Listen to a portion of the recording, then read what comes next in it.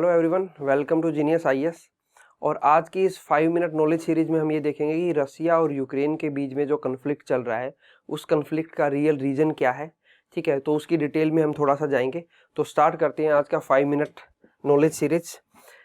तो as we all know कि रसिया ने यूक्रेन के ऊपर अटैक कर दिया है। तो उसके अटैक के क्या रीजन है, वो क्या चाहता है, ठीक है, वो सारा का सारा समझेंगे। लेकिन उससे पहले हम एक बार यूक्रेन का मैप देख लेते हैं कि यूक्रेन कहाँ पे है, कौन से कॉन्टिनेंट में आता है और कौन कौन सी कंट्रीज हैं जो यूक्रेन की नेबरिंग कंट्रीज है। तो यूक्रेन जो है वो एक यूरोपियन कॉन्टिनेंट की कंट्री है।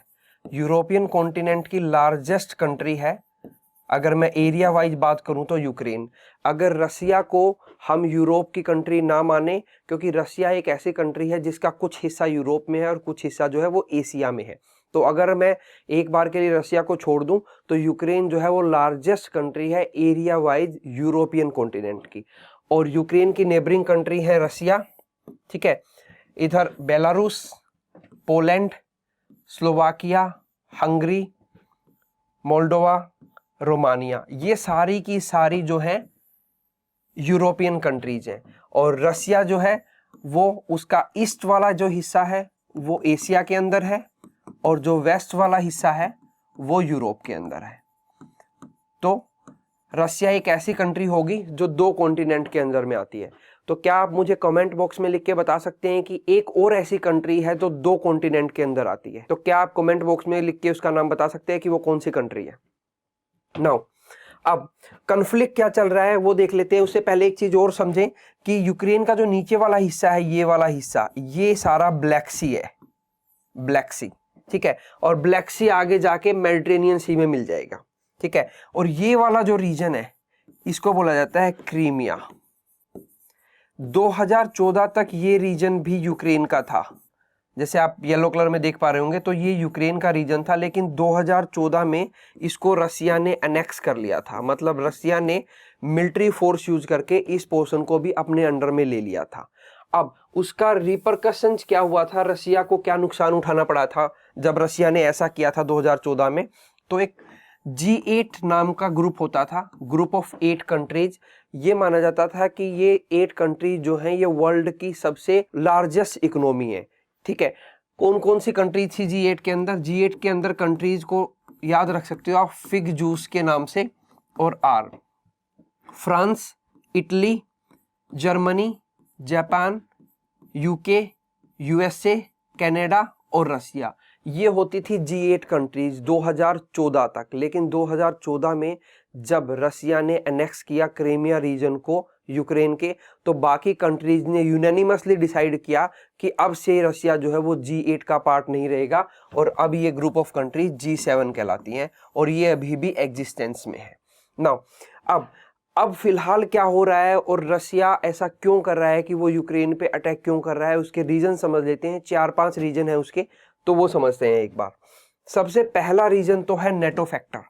ये नेटो क्या है? ये 1949 में बना था, नॉर्थ अटलांटिक ट्रीटी ऑर्गेनाइजेशन। ये एक ऑर्गेनाइजेशन है ग्रुप ऑफ कंट्रीज का। ये बना था 1949 में। क्यों बना था उसके पीछे की थोड़ी सी स्टोरी मैं आपको बताता हूं। एक टाइम ऐसा था जब वर्ल्ड वॉर 1 और वर्ल्ड वॉर 2 के बाद वर्ल्ड जो है वो बाईपोलर हो गया था, मतलब दो पोल्स में डिवाइड हो गया था।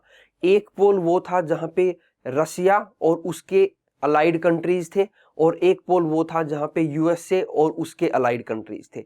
तो दो पावर स्ट्रगल चल रहे थे, दो बड़ी कंट्रीज के बीच में पावर का स्ट्रगल चल रहा था कि वर्ल्ड को कौन डोमिनेट करेगा, रसिया या उसकी अलाइड कंट्रीज जिनको हम उस टाइम पे यूएसएसआर के नाम से जानते थे, और यूएसए या उसकी अलाइड कंट्रीज। तो रसिया और उसकी अलाइड कंट्रीज जो थी ये थी यूएसएसआर का पार्ट। तो यूएसएसआर में उस वक्त most of the European countries include थी। यूएसएसआर की फॉर्मेशन हुई थी 1922 में और इसको बनाने वाले थे रसिया के एक लीडर व्लादिमीर लेनिन। और जो ये यूएसएसआर था, यूनाइटेड सोवियत सोशलिस्ट रिपब्लिक, मतलब 15 रिपब्लिक कंट्रीज का एक समूह था जिसके अंदर रसिया और बाकी 14 और कंट्रीज थी। अब इस ग्रुप को टक्कर देने के लिए, यानी इस ग्रुप के अगेंस्ट में यूएसए ने अपना एक ग्रुप बनाया जिसको नाम दिया गया NATO. North Atlantic Treaty Organisation, जिसमें उसने काफ़ी सारी यूरोपियन कंट्रीज जो बची हुई थी, जो यूएसएसआर का पार्ट नहीं बनी थी, उनको मिलाया, और यूके और कनाडा जो है वो अमेरिकन कॉन्टिनेंट की 2 कंट्रीज उसके अंदर शामिल थी।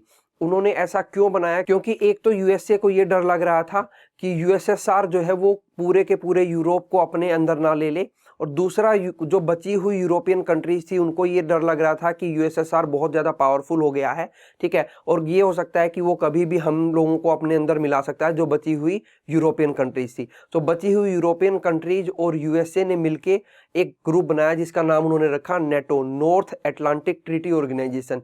इसका नाम नेटो इसलिए रखा क्योंकि जो नॉर्थ अटलांटिक ओशियन है, ये सारी की सारी कंट्रीज उसकी बाउंड्रिंग कंट्रीज है, मोस्ट ऑफ द कंट्रीज, तो इसलिए उस ग्रुप का नाम रखा गया नॉर्थ अटलांटिक ट्रीटी ऑर्गेनाइजेशन। और उसकी फॉर्मेशन हुई थी 1949 के अंदर। नेटो कंट्रीज का ये मानना था कि अगर किसी एक कंट्री पे भी अटैक होता है यूएसएसआर की तरफ से, तो ये माना जाएगा कि सभी कंट्रीज पे अटैक हुआ है, तो सभी कंट्री मिलके उसके ऊपर जवाबी कार्रवाई करेंगी। तो नेटो जो है एक तरह की मिलिट्री ऑर्गेनाइजेशन था। तो यूएसएसआर ने फिर ये चाहा कि मुझे भी नेटो के अंदर शामिल कर लिया जाए, लेकिन नेटो कंट्रीज का ये मानना था कि यूएसएसआर को अगर नेटो के अंदर शामिल कर लिया गया तो वो नेटो ग्रुप को कमजोर कर देगा और कंट्रीज को ब्रेक डाउन कर देगा, ठीक है। इसके अगेंस्ट में फिर यूएसएसआर ने अपना ही एक ग्रुप बना लिया था जिसको हम वार्सो पैक्ट के नाम से जानते हैं, ठीक है। अब उस स्टोरी पे हम आगे नहीं जाते हैं और दोबारा से यहाँ पे आते हैं कि अभी क्या चल रहा है।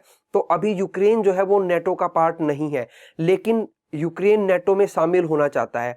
तो रसिया को ये लग रहा है कि अगर यूक्रेन नेटो के अंदर शामिल हो गया, एक नेटो कंट्री बन गया यूक्रेन, तो फिर रसिया की बाउंड्री जो है वो डायरेक्ट नेटो कंट्रीज से मिलने लग जाएगी। और रसिया का ये मानना है कि इन फ्यूचर ऐसा हो सकता है कि नेटो कंट्रीज जो है वो ज़्यादा पावरफुल हो जाएं और रसिया के ऊपर अटैक कर दें। तो इसलिए रसिया ये चाहता है कि रसिया और नेटो कंट्रीज के बीच में एक डीमिलिटराइज जोन रहे, एक ऐसा जोन रहे जो ना रसिया के पास है और ना ही नेटो कंट्रीज के पास है, ठीक है। तो यूक्रेन को as a demilitarise zone use करना चाहता है रसिया। एक रीजन तो ये है कि रसिया जो है वो अटैक कर रहा है क्योंकि यूक्रेन जो है नेटो कंट्रीज में शामिल होना चाह रहा है।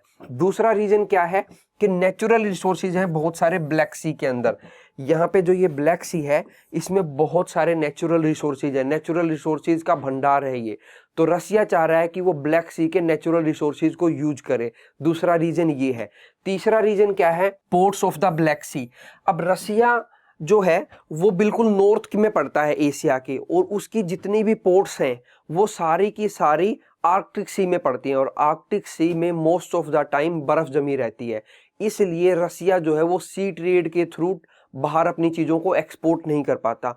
और किसी भी कंट्री को अगर फॉरेन में कोई भी चीज़ एक्सपोर्ट करनी है तो उसके लिए सबसे इजी वे होता है कि वो वाटर के थ्रू उस चीज़ को एक्सपोर्ट कर पाए। लेकिन रसिया की पोर्ट्स ईयर में most of the time freeze रहती हैं, इस वजह से वहाँ पे एक्सपोर्ट नहीं हो पाता है।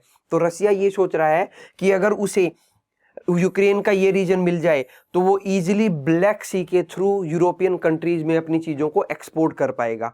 तो ये मेन रीजन है। 3-4 रीजन है जिस वजह से रसिया ने यूक्रेन के ऊपर अटैक कर दिया है फिलहाल। अब उस अटैक की प्लानिंग कैसे हुई, वो अटैक कैसे हुआ, उसकी थोड़ी सी इनर स्टोरी जान लेते हैं।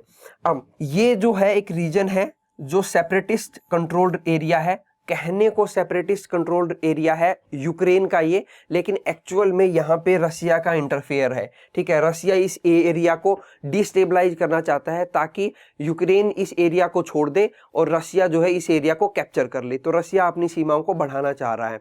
अब यहाँ पे 2 प्रोविंस हैं यूक्रेन के, जैसे हमारे स्टेट्स होते हैं, एक है लोनास्क और एक है डोनास्क। ये लोनास्क और डोनास्क स्टेट को रसिया ने क्या किया है, रसिया अपनी पार्लियामेंट में एक बिल लेके आया और यूक्रेन के इन प्रोविंसेस को रसिया ने इंडिपेंडेंट नेशंस घोषित कर दिया है कि ये अब इंडिपेंडेंट नेशन है। और रसिया ने एक थ्योरी प्रपोज की है कि तो रसिया का अब ये बोलना है कि ये वाला जो रीजन है, ये रीजन पूरी तरह से अनस्टेबल हो चुका है। यहाँ पे यूक्रेन जो है अपनी मिलिट्री फोर्स यूज करके यहाँ के लोगों पे अत्याचार कर रहा है, ठीक है।